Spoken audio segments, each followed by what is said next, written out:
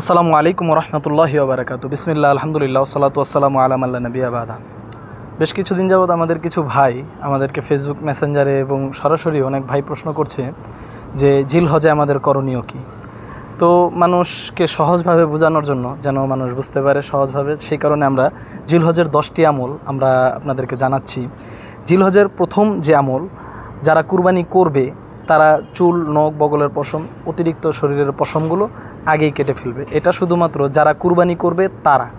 আমাদের মধ্যে একটি ভুল চিন্তাভাবনা আছে, ভুল জানা আছে যে যারা কুরবানি করবে না তাদের পরিবারের সবাই এই আমলটি করবে। আসলে এমনটি নয়।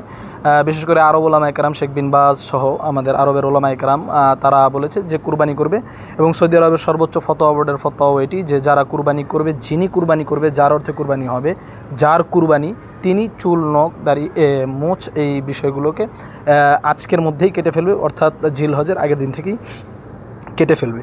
দ্বিতীয়ত, জিলহজের আরেকটি গুরুত্বপূর্ণ আমল হলো 1 তারিখ থেকে 9 তারিখ পর্যন্ত সিয়াম পালন করা, বিশেষ করে আরাফার দিন সিয়াম পালন করা। এটি এই দিনের ব্যাপারে আল্লাহ রাব্বুল আলামিন কসম করে বলছে, ওয়াল ফাজরি ওয়া লায়ালিন আশর। গুরুত্বপূর্ণ একটি আমল, এই দিনগুলোতে আমরা যেন সিয়াম পালন করতে পারি, আল্লাহ রাব্বুল আলামিন সেই তৌফিক দান করুক, আমিন। তৃতীয়ত, জিলহজের আরেকটি গুরুত্বপূর্ণ আমল হলো বেশি বেশি জিকির আজকার করা। জিলহজের মাস চলছে, গুরুত্বপূর্ণ সময়, আপনি সিয়ামরত আছেন, জিকির আজকারে আপনার সময়টি আপনি ব্যয় করুন।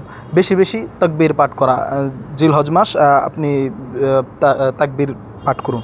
পঞ্চমত, এই জিলহজ মাসে আপনি দান সদকা করুন, প্রচুর পরিমাণে দান সদকা করুন। সিয়ামরত আছেন, জিলহজ মাসে আছেন, হাজিরা আরাফাতে আছে, এমন সময় আপনি বেশি বেশি দান সদকা করুন অবারিতভাবে। পঞ্চমত, ষষ্ঠত, 6 নম্বর আপনি যে আমলটি করতে পারেন, দোয়া করুন, নিজের জন্য দোয়া করুন, মুসলিম উম্মার জন্য দোয়া করুন, ফিলিস্তিনে আমাদের মুসলমানরা নির্যাতিত তাদের জন্য দোয়া করুন, আপনার নিজের জন্য, অসুস্থ মানুষের জন্য, পিতামাতার জন্য, সবার জন্য দোয়া করতে থাকুন। সপ্তমত, বেশি বেশি নফল ইবাদত করতে থাকুন, গভীর রাত্রে সালাত আদায় করতে পারেন, দিনব্যাপী কোরআন তেলাওয়াত করতে পারেন, এইভাবে আপনি আপনার আমলগুলোকে সুন্দর করতে পারেন। অষ্টমত, আন্তরিকভাবে তওবা করুন। দেখুন, জীবনের গুরুত্বপূর্ণ সময়, আরাফার সময় চলছে, জিলহজের সময় চলছে, এই সময়গুলোতে আল্লাহ রাব্বুল আলামিন তাকাও মিনান নার, অনেক মানুষকে জাহান্নাম থেকে মুক্তি দিয়ে থাকে, এবং এই সময় আল্লাহ রাব্বুল আলামিন বান্দার নিকটবর্তী হয়ে যায়। আরাফার দিনে বিশেষ করে আপনি আল্লাহ রাব্বুল আলামিনের কাছে আন্তরিকভাবে তওবা করুন নিজের জীবনের গুনাহ খাতাগুলোর জন্য।